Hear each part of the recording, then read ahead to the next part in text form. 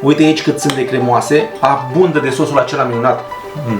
Dacă respecti rețeta și nu ți se trimite ingredientele la tine în bucătărie. Creveții ăștia fac minuni. Raiul pe pământ, nu alta.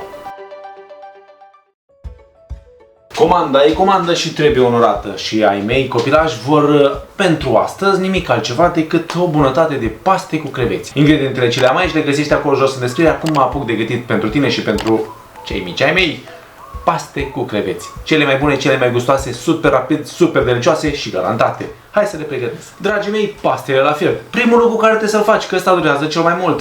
Așa că pun sare în apă. Eu prefer să pun sarea la sfârșit, când începe apa să fiarbă, sau, mă rog, când dă semne că începe să fiarbă, și am să pun, să zic, undeva la 10 grame de sare la 3 litri de apă. În felul acesta, una, ca sezonez pastele din etapa aceasta și doi, nu trebuie să aștepți foarte mult timp să fiarbă apa. Se pare că sarea face ceva la apă și întârzie fierberea ei.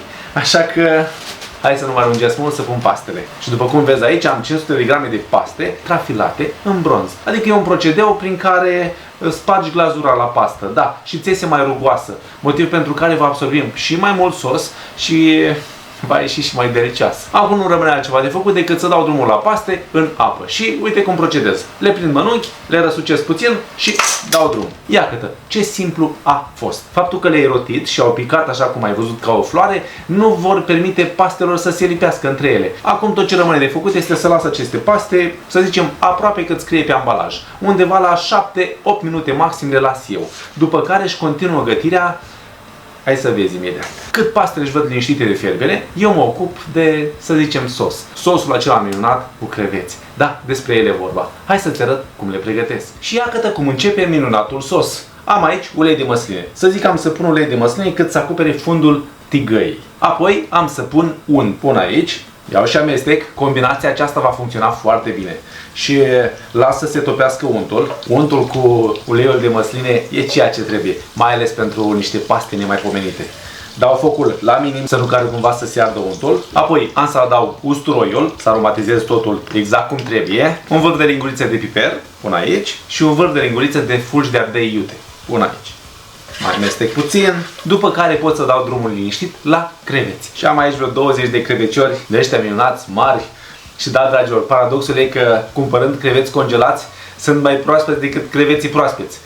Da, pentru că ăștia i-a prins, i-a curățat, i-a congelat, iar ceilalți i-a prins, i-a pus pe gheață, până ajung la destinație mai durează. Așa că eu personal, și nu numai eu, cred că mulți dintre cei care gătesc îți recomandă creveții congelați. Am să-i dau drumul la toți în ulei cu usturoi. Uite așa. Și îi voi lăsa aici să roșească. Vorba aia, se vor întâlni cu pastele și sunt un pic timiduți. Ia uite tu ce bine arată. Mai măresc puțin focul. Ideea este că trebuie să ieșim în timp cu toate. Pastele își văd liniștite de treaba lor. Creveții și ei la fel încep să se gătească și nu durează foarte mult timp să se gătească. Undeva la maxim 3 minute și suntem gata cu ei. Ia uite aici ce bine arată. Tot acum am să pun, în această etapă am să pun și vin. Vreo 60 de ml de vin alb. Ăsta care îmi place mie, ăsta îl pun. Pun aici.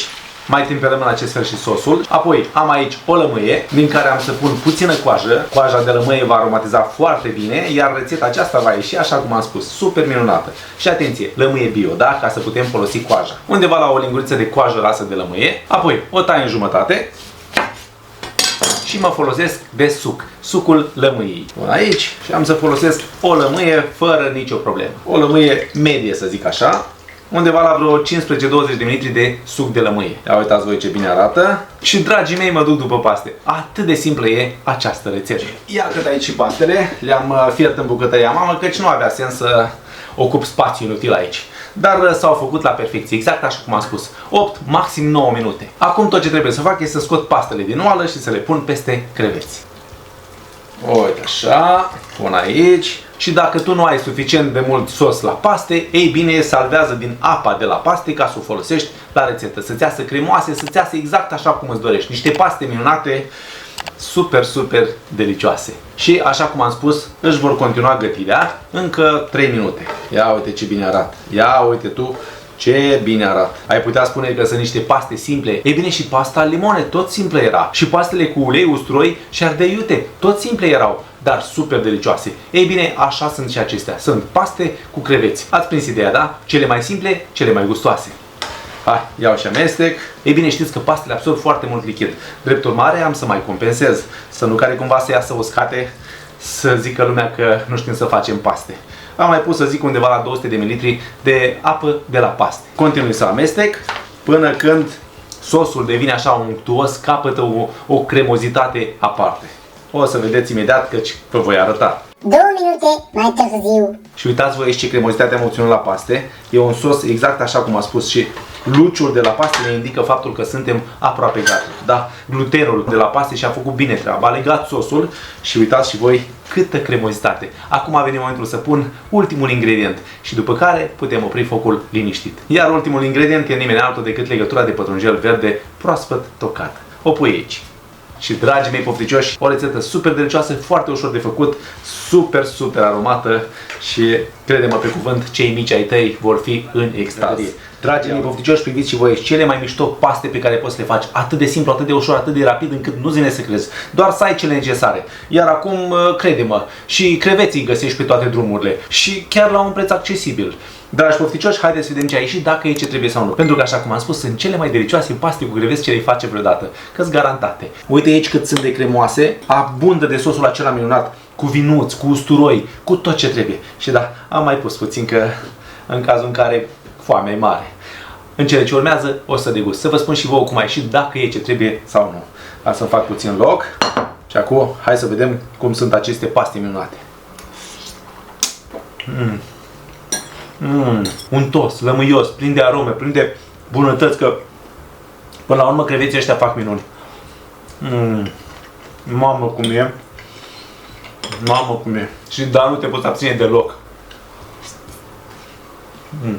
Raiul pe pământ, nu alta. Mamă. Dragii mei, o nebunie de rețetă ce merită făcută. Acestea fiind spuse, până data viitoare când ne revedem cu o nouă rețetă super delicioasă, rămâi fământ de amintiri mereu pofticioși cu gândul la bunătăți. Nu uita să-mi dai un follow pe Instagram, o apreciere pe Facebook, o abonare pe canalul meu de YouTube dacă încă nu te-ai abonat. Eu le iau pe Constantin și mă duc să mă ocup de pastele astea minunate. Doamne că bune sunt! Doamne că bune sunt!